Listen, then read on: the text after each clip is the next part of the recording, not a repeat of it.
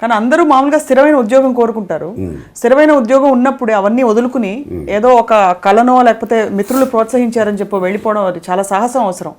అది బహుశా నేను చేసినంత సాహసం ఎవరు చేసి ఉండకపోవచ్చేమో. నాకు నేను అనుకుంటున్నా ఎంత చేశానంటే నా జీతం పెట్టి నేను ట్రబుల్స్ని కొనుక్కున్నాను. లాస్ ఆఫ్ పే పెట్టేయటం, శనివారం బండి ఎక్కేయటం, ఆదివారం ఖర్చు చెప్పటం, ఆదివారం అక్కడ బండి ఎక్కేయటం, సోమవారం కాలేజీలో జాబ్ చేయటం. ఇట్లాగా అనేక సంవత్సరాలు తిరిగాను, కష్టపడ్డాను. ఇంకా ఒక సాచురేషన్కి వచ్చేసి ఇంకా కష్టం. నాకు అప్పటికి ఇద్దరు పిల్లలు, పెళ్ళయిందా అప్పుడు నా మిస్సెస్. ఈ కష్టాలన్నీ పడుతుంటే ఒకసారి అనుకున్నా మద్రాసులో, వెళ్ళిపోదాం అనుకుని కాలేజీలో జాయిన్ అయిపోయాను.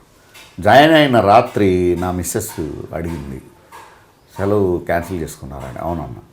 వద్దండి, మీరు సక్సెస్ అవుతారు, మీకున్న దీనికి సెలవు పెట్టి వెళ్ళిపోండి, పిల్లల్ని నేను చూసుకుంటాను. నా మిస్సెస్ టీచర్ అంటే మళ్ళీ నేను నా మిస్సెస్ చెప్పింది పెట్టుకుని మళ్ళీ వెళ్ళిపోయి నా డైరీలో రాసుకున్నాను ఆ రోజే. ప్రయత్నిస్తూ మరణిస్తే గెలిచినట్టే, ప్రయత్నం విరమిస్తే మరణించినట్లే అని రాసుకున్నాను. అబ్బా. రాసుకుని అహర్నిశం కృషి చేసే అలా నా ట్రైన్లో జర్నీస్ చేసేటప్పుడు ఎన్నో ఆపదలు ఎదుర్కొన్నాను, ఎన్నో ప్రాబ్లమ్స్ ఫేస్ చేశాను. ఒక ప్రాబ్లం చెప్తా. నేను అప్పర్ బెర్త్ మీద పడుకున్నా. కింద 7 విశాఖపట్నం నుంచి వెళ్తున్నారు, తిరుపతి వెళ్ళాలి వాళ్ళు, గూడూరులో దిగి. వాళ్ళ దగ్గర టికెట్స్ లేవు. హరిబరిగా ఎక్కేశారు. ఎక్కేసి టికెట్లు తీసుకోవాలి ఎలాగా అంటే బయటికి వెళ్ళేటప్పుడే టికెట్ అడుగుతాడు, తీసుకురావటం ఎలాగా అని వాళ్ళ ప్రాబ్లం. ఇది ఒక అతను విన్నాడు. అతను విని, ఏమండి ఒంగోలులో స్టేషన్ మాస్టర్ మా మామయ్య, నేను టికెట్లు పట్టుకొస్తాను ఇవ్వండి, నేను కూడా టికెట్ తీసుకోలేదు. వీళ్ళందరూ వాడికి డబ్బులు ఇచ్చారు.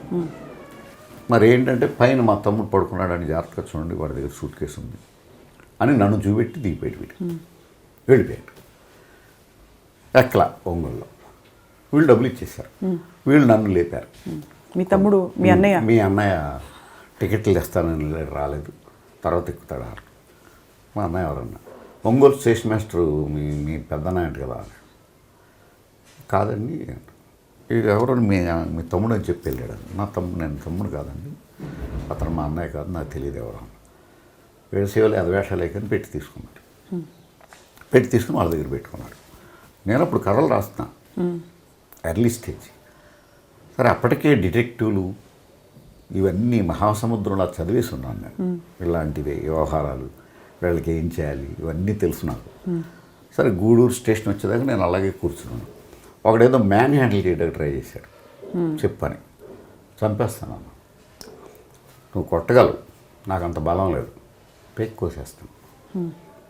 ఎందుకురా నన్ను కొట్టను, నువ్వు తప్పు చేసి నన్ను ఎందుకు కొడతావు, చంపేస్తాను. ఆగి కూర్చుని సరే గూడూరు స్టేషన్లో దిగి నేను బండాగ్గానే పరిగెత్తుకుంటూ వెళ్ళి స్టేషన్ మాస్టర్, ఏమండి 7 టికెట్ లేకుండా వస్తున్నారు, వాళ్ళని ఎవరో చీట్ చేశారు, వాళ్ళు నన్ను దబాయిస్తున్నారు, మీరు వచ్చి రండి అన్న. నా టికెట్ చూపెట్టాను. వచ్చి అతను సూట్ కేసు అతనికి ఇచ్చాను అన్నాడు. దిగండి అన్నాడు. అందరూ దిగారు. వాళ్ళు అక్కడ కూర్చోబెట్టి నన్ను బండి ఎక్కించాడు. నేను వెళ్ళిపోయాను. ఇట్లాంటి సంఘటనలు చాలా జరిగాయి. చాలా విచిత్రంగా సార్. అంటే మామూలుగా అందరికీ అవ్వవు, అంటే అందరికి అవుతాయి, చెప్పరేమో, చెప్పే పబ్లిక్ ఫిగర్ కాకపోవచ్చు. కామెడియన్స్ అందరినీ నవ్వించే కామెడియన్స్లో ఎక్కడో ఫిలాసఫీ, కొంత వైరాగ్యం, విరక్తి అన్నీ కలిసి కలగలిసి విషాదం కూడా కొంత. ఫిలాసఫీ అంటే వర్క్ ఈజ్ గాడ్ అంతే. ఎవరు పనిచేస్తారో వాళ్ళు దేవుణ్ణి గౌరవించినట్లు లెక్క. అదే నా ఫిలాసఫీ. టైం వస్తే అవే వస్తాయనుకుంటే, రంగురాళ్ళు పెట్టుకుంటే అవే వస్తాయనుకుంటే ఎలక్షన్స్ ఎందుకు? ఒక మంచి రాయి పెట్టుకుంటే ఎమ్మెల్యే అవుతావు. అవును. ఒక మంచి రాయి పెట్టుకుంటే నువ్వు సీఎం అవుతావు. Why should do all these things? ఎందుకు ఈ డబ్బు ఖర్చు, ఈ ఎన్నికలు ఎందుకు, ఈ మరణాలు ఎందుకు, ఈ మర్డర్స్ ఎందుకు? ఇవన్నీ ఎవరు చేయమన్నారు? ఏమక్కర్లా, డూ వర్క్. ఇది నాకు పుట్టుకతోటి ఉంది.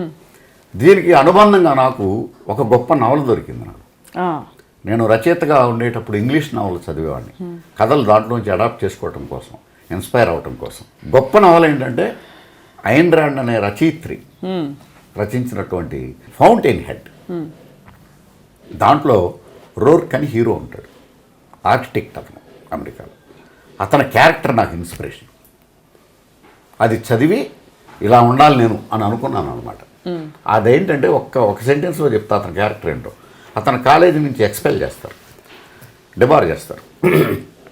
చేస్తే అతని ఫ్రెండ్ ఒకడు వచ్చి ఫలానా వాళ్ళని నేను ఇలా తిట్టుకుంటున్నారా అని చెప్తాడు. నువ్వెందుకు నీ టైం వేస్ట్ చేసుకుంటున్నావు అంటాడు. కాదరా నేను ఇలా అన్నారు, అక్కడ నేను లేను కదా, లేను, నేను లేకుండా అనాలని వాళ్ళు అన్నారు, నన్ను అక్కడ ఎందుకు ఉంచుతావు నువ్వు?